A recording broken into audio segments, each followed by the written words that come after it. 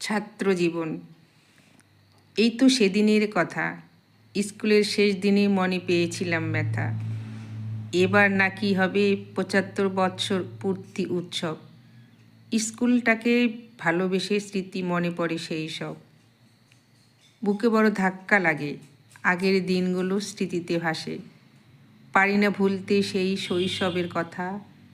কত বন্ধু কোথায় হারিয়ে গেছে সেথা।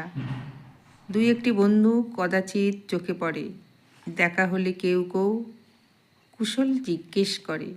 মাথা নেড়ে বলে, ভালো আছিস তো ভাই? কেউ আবার বলে, কিছুই হলো না ঠাই। নৌকোয় করে আত্রেই নদী হই পার, ছাত্র ছাত্রী একসঙ্গে উঠলে হয় ভয় হয় সবার। এই বুঝে নৌকো ডুবে যাবে, এতগুলো প্রাণ একসঙ্গে হারাবে। হাতের তালুতে প্রাণ নিয়ে স্কুলে যেতাম, বাবা মার চিন্তা হতো কিভাবে চলতাম।